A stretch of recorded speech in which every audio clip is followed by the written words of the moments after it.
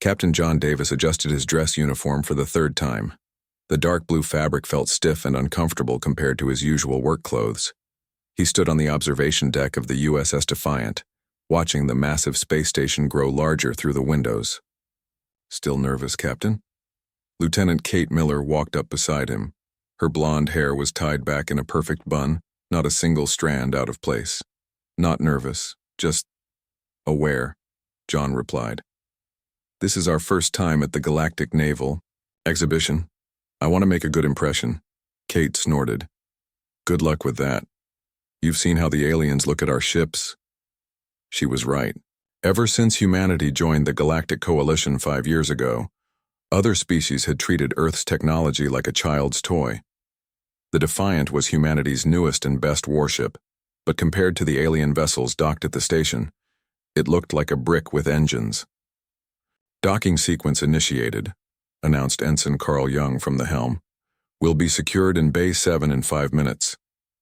John watched the alien ships as they approached. The Vortanian cruiser gleamed like polished silver, its smooth curves reflecting starlight. The Kelthani destroyer seemed to ripple with energy fields, its hull changing colors as it moved. Next to them, the Defiant looked exactly like what the aliens called it, primitive. "All hands, this is the captain." John spoke into the ship's communication system. "We're about to dock at the exhibition. Remember, we represent Earth out here. Stay professional, stay proud. Davis out." The docking was smooth. John had to give the aliens credit. Their technology worked perfectly. Within minutes, the Defiant was secured and connected to the station systems. "Sir, the welcoming committee is here," reported Security Chief Lisa Park. "Should I let them aboard?" "Open the airlock. Let's get this over with." The first alien through the door was Ambassador Zethkar, a tall Vortanian with crystal-like skin that sparkled under the lights. Behind him came representatives from 6 other species, each stranger than the last. "Captain Davis," Zethkar said, his translated voice carrying a tone of polite superiority. "Welcome to the exhibition. I trust your journey was comfortable?" "Very comfortable, thank you," John replied, shaking the offered hand. Zethkar's skin felt like warm glass. The aliens looked around the Defiant's entrance corridor with barely hidden amusement. John saw their eyes linger on the steel bulkheads, the visible bolts, the emergency equipment mounted on the walls. "Interesting design choices," murmured a Kelthani engineer, his forearms gesturing at the manual door controls. "You still use physical switches?" "Redundancy," Kate explained. "If the power fails, we can still operate the ship." "How quaint," the engineer replied, clearly thinking it was anything but. The tour of the Defiant took an hour. With each compartment, the aliens' condescension grew more obvious. They chuckled at the nuclear reactor. "Still using fission?" Shook their heads at the armor plating, simple steel alloys, and openly laughed at the weapon systems. "These are projectile weapons?" asked Commander Vextal, a 6-armed insectoid from the Zarthai Republic. He was examining one of the point defense cannons. 40mm automatic cannons, confirmed Weapons Officer Steve Harris. "Effective range of—" "But why?" Vextal interrupted. "Energy weapons are so much more elegant. No ammunition to carry, no recoil to manage. This is technology from your planet's ancient history, yes?" Steve's face reddened, but he kept his voice level. "They work well for their intended purpose." Worst came when they reached the main gun, a massive railgun that ran along the ship's spine. The aliens stood in the fire control center, staring at the displays with expressions of disbelief. "This is your primary weapon?" Ambassador Zethkar asked. "It fires metal slugs?" "Tungsten carbide penetrators," John corrected. "Accelerated to 15% of light speed. But the power requirements must be enormous." "And for what? To throw rocks?" The Vortanian shook his head, crystals chiming softly. "Captain, I mean no offense, but this is like bringing a bow and arrow to a plasma rifle competition." The other aliens murmured agreement. John heard whispered comments. "Primitive.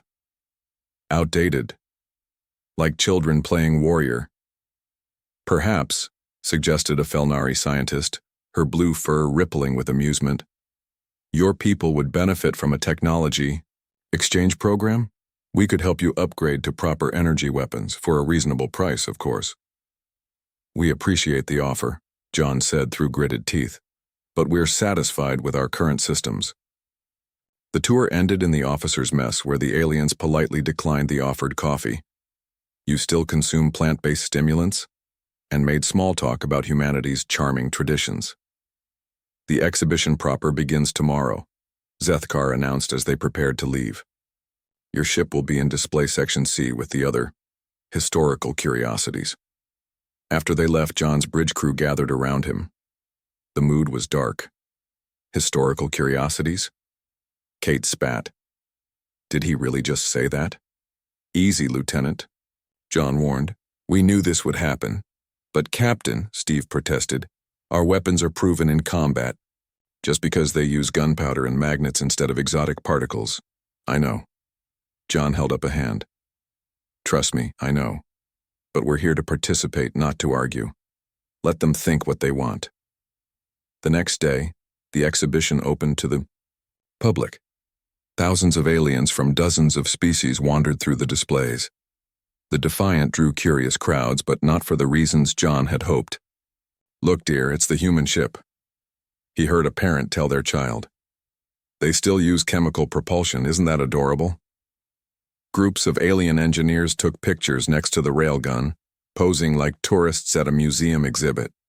Military officers from advanced civilizations walked through the corridors, pointing out primitive features to their subordinates as examples of what not to do. By the afternoon, John found himself standing alone on the bridge, looking out at the stars. Kate found him there, the crew's taking it hard, she reported. Some of the younger ones are talking about requesting transfers to alien ships. They think maybe we really are behind the times. John was quiet for a long moment. Then he smiled. A small, private smile that Kate had learned to recognize. You know something, she accused. I know that every military in history has made the same mistake, John said. They get comfortable. They develop their perfect weapons, their perfect tactics. And they forget that warfare isn't about being advanced. It's about being effective. The aliens have had energy weapons for thousands of years. They've forgotten why anyone would use anything else, but we haven't. We remember. Kate frowned. Remember what? That sometimes, John said quietly, the oldest solutions are the best solutions. And that the universe has a way of reminding civilizations when they get too comfortable. He turned to leave the bridge. Get some rest, Kate. Tomorrow we finish the exhibition.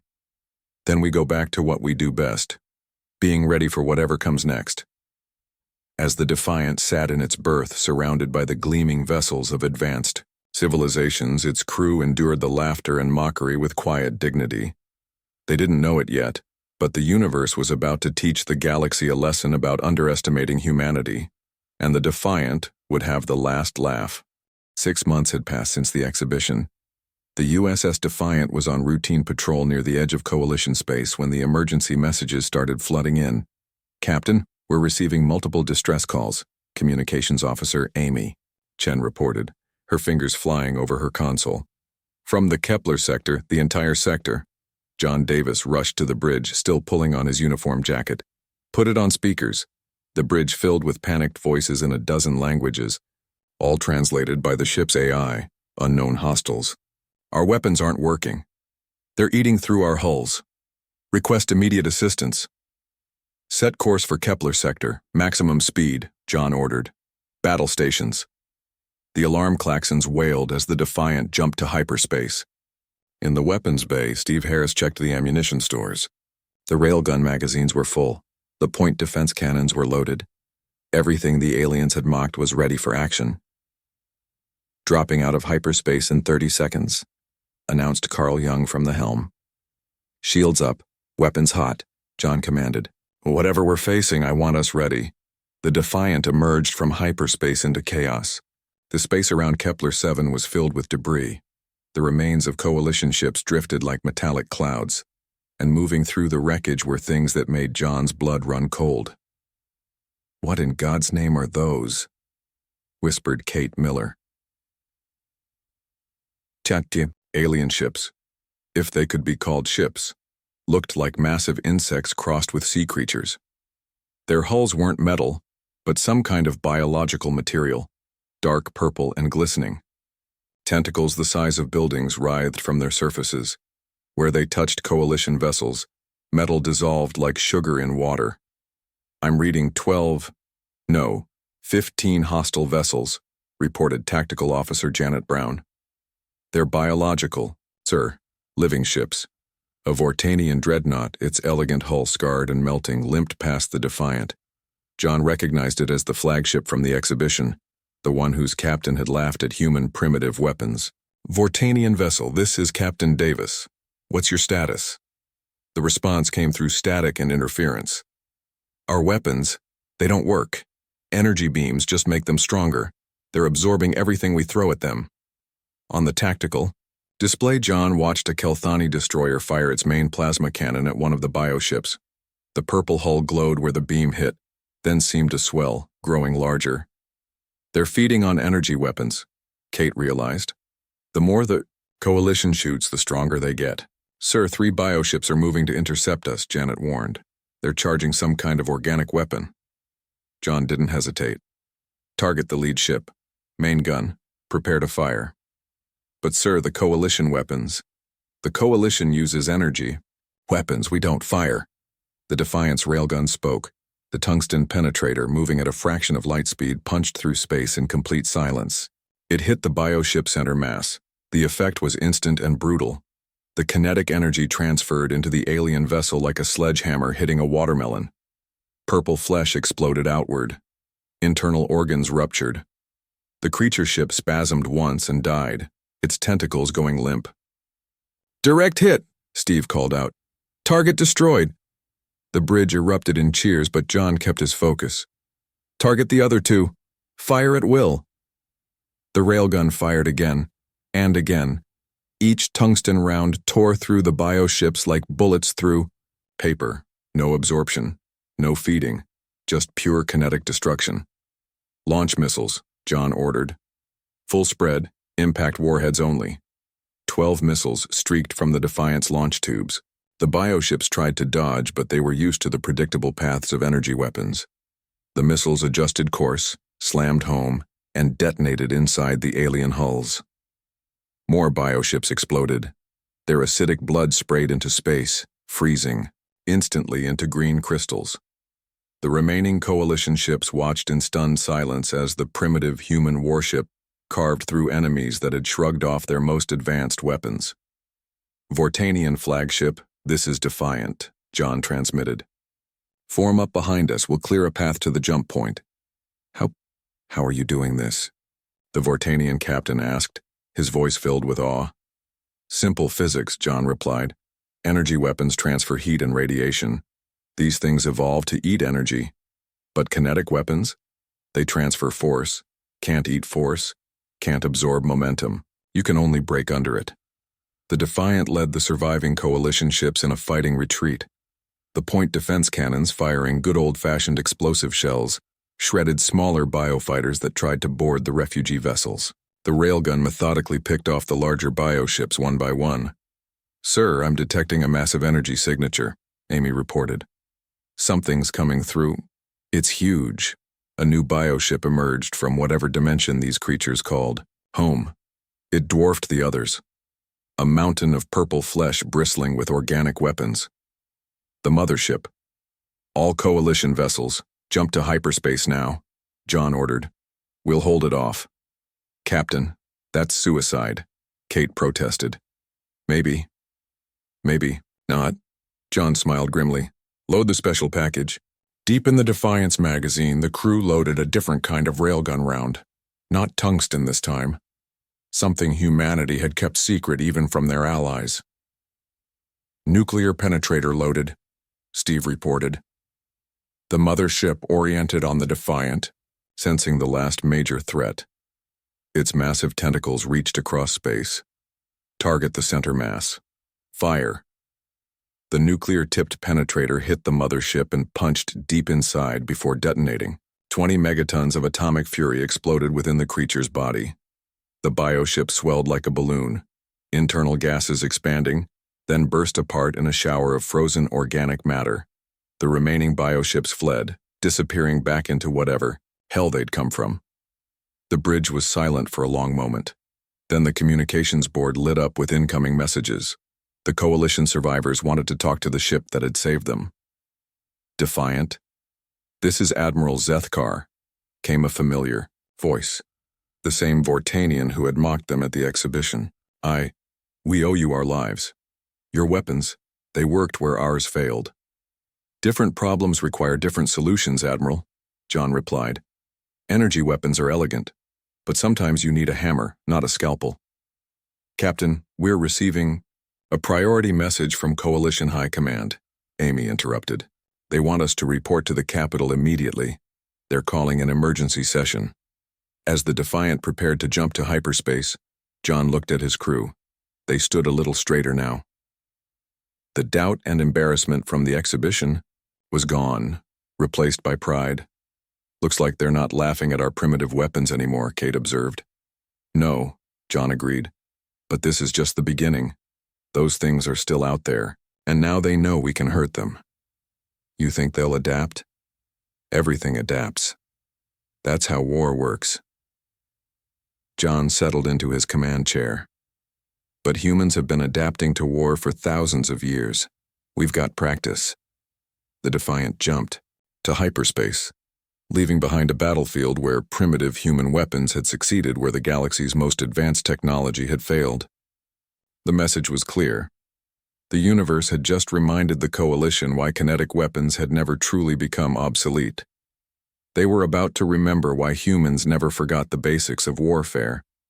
The age of the Zerathi had begun, but humanity was ready with the oldest answers to the newest threats. The Coalition War Council chamber was filled with tension. Representatives from 27 species sat around a massive circular table, their faces showing fear and confusion. At the center of it all stood Captain John Davis, feeling very out of place in his simple uniform among all the elaborate alien regalia. "The situation is dire," announced Supreme Commander Veltar, a crystalline being whose body chimed with each word. "We've lost 40% of our fleet. Our weapons are useless. Only the human vessel has shown any ability to fight these Zerathi, as we're calling them." All eyes turned to John. Admiral Zethkar leaned forward. "Captain Davis, the Council needs to understand. How do your your kinetic weapons succeed where our technology fails?" John activated the holographic display. "It's not about primitive or advanced, Admiral. It's about the right tool for the job." He pulled up sensor data from the battle. "Look at what happens when you hit a Zerathi with energy weapons." The display showed a Coalition plasma beam striking a bioship. The purple flesh glowed, pulsed, and grew larger. They absorb energy. They've evolved to feed on it. Your weapons make them stronger. John switched to footage from the Defiant's gun cameras. "Now watch this." A railgun round punched through a bioship, leaving a gaping hole. No healing, no absorption, just damage. Kinetic energy is different. It's pure force. Mass times acceleration. You can't eat it, you can't absorb it, you can only break under it. The Kelthani fleet commander spoke up. "But we abandoned such weapons centuries ago. They're inefficient, require ammunition, have limited range, and they work," John interrupted. "Sometimes the old ways are best." Supreme Commander Veltar's crystals rang softly. "Captain, the Council has a request. Can Earth produce more of these weapons? Can you teach us to use them?" John nodded. "We've been preparing. Earth's shipyards are already retooling, but we'll need resources." "Anything," Veltar said immediately. "The Coalition will provide whatever you need." The next 6 months saw the greatest military buildup in Coalition history. Human engineers worked alongside alien scientists, combining technologies in ways no one had imagined. Lieutenant Kate Miller found herself leading a team of Vortanian engineers through the assembly of a new hybrid cannon. The magnetic rails, Need to be perfectly aligned, she explained, demonstrating with a diagnostic tool. Even a millimeter off and the projectile tumbles. The Vortanian lead engineer, Krixval, watched intently. We used similar principles in our mining equipment centuries ago. We never thought to weaponize them. That's the difference, Kate replied. Humans never stopped thinking about weapons. We never assumed we were safe. Across the shipyards, similar scenes played out. Human ballistics experts taught alien crews about trajectory calculations. Earth metallurgists shared secrets of armor-piercing ammunition. Nuclear engineers helped design warheads that could crack bioship carapaces. The first hybrid warship, the CNS Retribution, launched 4 months later. It combined a Kelthani hull with human weapon systems and Vortanian shields calibrated to defend against biological attacks. Captain Lisa Stone, formerly of Earth's Navy, took command. She stood on the bridge next to her mixed-species crew, watching as the ship's new railguns test-fired. 12 rounds, 12 hits, reported her Zarthai, weapons officer. The accuracy is remarkable. Wait until you see them in combat, Lisa smiled. The test came sooner than expected. A Zarathi raiding force hit the Proxima colony, catching the defenders off guard. The CNS Retribution responded, along with 3 other hybrid ships. John Davis watched from the Defiant as the new fleet engaged the enemy. The hybrid ships moved with alien grace but struck with human brutality. Railguns thundered in space. Missile swarms found their targets. Nuclear depth charges detonated inside bioship clusters. They're learning, Kate observed, watching alien gunners adjust for stellar drift and gravitational lensing. Learning our way of war. The battle was over in hours. 20 Zarathi ships destroyed, no coalition losses. Retribution to Defiant. Captain Stone's voice came through the comm. Thanks for the lessons, these weapons are incredible. But the real test came at the Battle of the Vega Line. Intelligence had discovered a major Zarathi staging area, hundreds of bioships massing, for an assault on the Coalition core worlds. The Coalition fleet that assembled to meet them was unlike anything seen before. Human-designed dreadnoughts bristled with kinetic weapons. Alien-built carriers launched fighters armed with autocannons and micro-missiles. The Defiant itself had been upgraded with Vortanian power systems, tripling its railguns' effective range. Ships, this is Fleet Admiral Chen, came the command from the Coalition flagship. Remember your training. Trust your weapons. Today we take back our space. The Zarathi came in waves, bioships swarming like angry insects. The Coalition fleet met them with walls of tungsten and steel. The space between the fleets filled with tracers, missiles, and railgun rounds. John commanded the Defiant from the center of the formation. Target their command beast. Heavy rounds, full charge. The Defiant's enhanced railgun fired. The round crossed 50,000 kilometers in seconds, punching through the Zarathi command ship's brainstem. The creature died instantly, throwing the swarm into confusion. Press the attack, Admiral Chen ordered. Don't let them regroup. The hybrid fleet advanced, human doctrine mixing with alien precision. Vortanian ships used their superior sensors to spot targets for human gunners. Kelthani fighters wove through enemy formations, strafing with rotary cannons. Zarthai destroyers launched nuclear torpedoes that turned bioship clusters into expanding clouds of vapor. By hour 6, the Zarathi were in full retreat. They'd lost over 300 ships. The Coalition had lost 12. In the aftermath, John found himself in another council meeting. This time the atmosphere was different. Hope had replaced fear. Captain Davis, Supreme Commander Veltar began, the Coalition owes humanity a debt we can never repay. You didn't just give us weapons. You reminded us of something we'd forgotten. What's that, Commander? That survival requires adaptation. We became complacent, convinced our way was the only way. You showed us otherwise. Admiral Zethkar stood. The Council has voted unanimously. We're establishing a new military doctrine, combining the best of all our technologies, and we want humanity to lead the development. John smiled. We'd be honored, but remember, this war isn't over. The Zarathi will adapt too. They'll find ways to counter kinetic weapons eventually. Then we'll adapt again, Veltar replied. As humans have taught us, there's always another solution, another way to fight. As John left the council chamber, he thought about how much had changed. The species that had mocked human primitive weapons now embraced them as salvation. The Defiant, once dismissed as a historical curiosity, was now the model for an entire fleet. But more than that, humanity had found its place in the galaxy, not through abandoning their nature, but by being exactly what they'd always been: stubborn, adaptable survivors who never forgot that the universe was hostile. The tide had turned, but the war was far from over. 1 year. That's how long it had been since the Zarathi first appeared. 1 year since the galaxy learned that primitive human weapons were their only hope for survival. Now the Galactic Naval Exhibition was happening again, and everything had changed. Captain John Davis stood on the bridge of the USS Defiant, watching the familiar space station come into view. But this time, things were different. The Defiant wasn't alone. 3 hybrid warships flanked it: the CNS Unity, the CNS Hammer, and the CNS Shield. Each bore the scars of battle, their hulls marked by acid burns and impact craters that told stories of survival. "Sir, we're receiving docking clearance," reported Amy Chen. "They've assigned us to Bay 1. John raised an eyebrow. "Bay 1? That's the honor position." "Times change, Captain." Kate Miller smiled from her station. "We're not the joke anymore."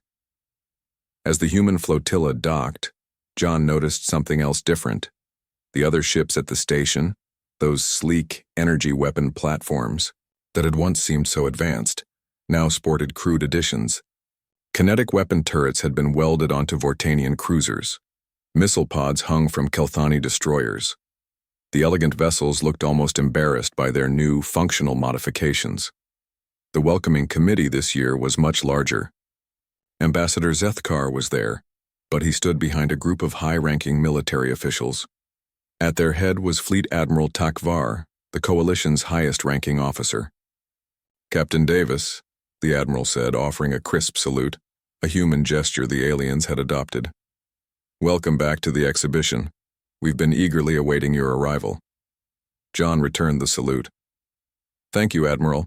I see there have been some changes." "Indeed. Please allow me to personally escort you to the main hall. There's something we want to show you." The walk through the station was surreal. Aliens who had once whispered mockingly now stepped aside with respect. Young officers stared at John's crew with something approaching awe. Security guards saluted as they passed. They entered the main exhibition hall, and John stopped in his tracks. The entire central display area had been reorganized. Where once energy weapons had held pride, of place now kinetic weapons dominated, and at the very center, under a spotlight, was a full-scale replica of the Defiant's main railgun. "We call it the Gallery of Salvation," Admiral Takavar explained. "Every child in the Coalition will learn about these weapons, about how humanity saved us from our own arrogance." A group of Felnari cadets was gathered around an interactive display showing the Battle of Proxima. Their instructor, a scarred veteran John recognized from the early Zarathi conflicts, was explaining flanking maneuvers using kinetic weapons. "Notice how the human ships create overlapping fields of fire," the instructor said. "This is called crossfire doctrine. Simple, ancient, but devastatingly effective."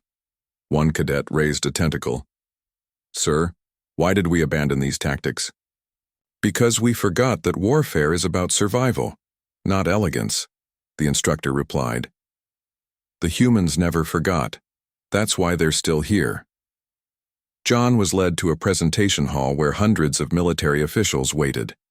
As he entered, they all stood, another human custom that had spread through the Coalition forces. Admiral Zethkar took the podium. The same being who had once offered to upgrade humanity's primitive weapons now spoke with deep respect. "1 year ago, many of us in this room laughed at human technology. We saw the USS Defiant as a relic, its weapons as curiosities from a less civilized age." He paused, his crystalline form dimming with shame. We were fools. The crowd murmured. Agreement. When the Zarathi came, our advanced weapons failed. Our sophisticated systems were useless. But humanity, with their primitive railguns and obsolete missiles, showed us the truth. Technology advances, but physics remains constant. Kinetic energy doesn't care about your level of civilization. Admiral Takvar joined him. Today we unveil the new coalition defense doctrine. It's based entirely on human military principles. Captain Davis, would you do us the honor? John walked to the podium, feeling the weight of history. He pulled back a ceremonial cloth, revealing a thick manual titled, Combined Arms in Space, the Human Doctrine. We're also announcing the establishment of the Coalition Military Academy on Earth, Takvar continued, where all our officers will learn the fundamentals of kinetic warfare. The presentation continued with demonstrations of new weapon systems. The Vortanians showed off their Thunder Lance, essentially a scaled-up version of the Defiance railgun. The Kelthani displayed rapid-fire mass drivers that could fill space with walls of tungsten. Even the peaceful Galathi had developed kinetic orbital bombardment systems. During a break, John found himself approached by a young Zarthai officer. Captain Davis, I'm Lieutenant Vexmar. I wanted to thank you personally. My colony was saved by human weapons. My family is alive because your people never forgot how to throw rocks very, very fast. John smiled. We just did what humans do. We survived with whatever tools we had. But that's just it, Vexmar insisted. You didn't see your tools as inferior. You saw them as different. That perspective saved the galaxy. Later, at the formal dinner, John sat at the high table, a place of honor he would never have imagined a year ago. The conversation was very different from last time.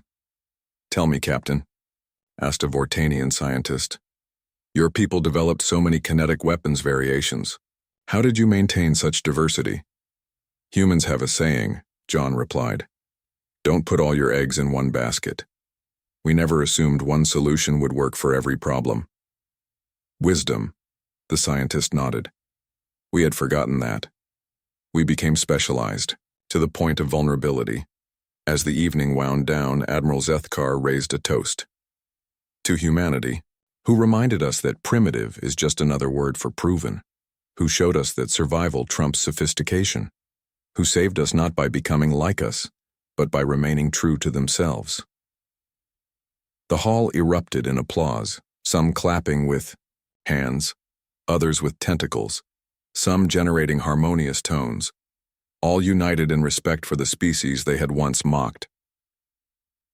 Later, back aboard the Defiant, John stood with his crew on the observation deck. The stars looked the same, but everything else had changed.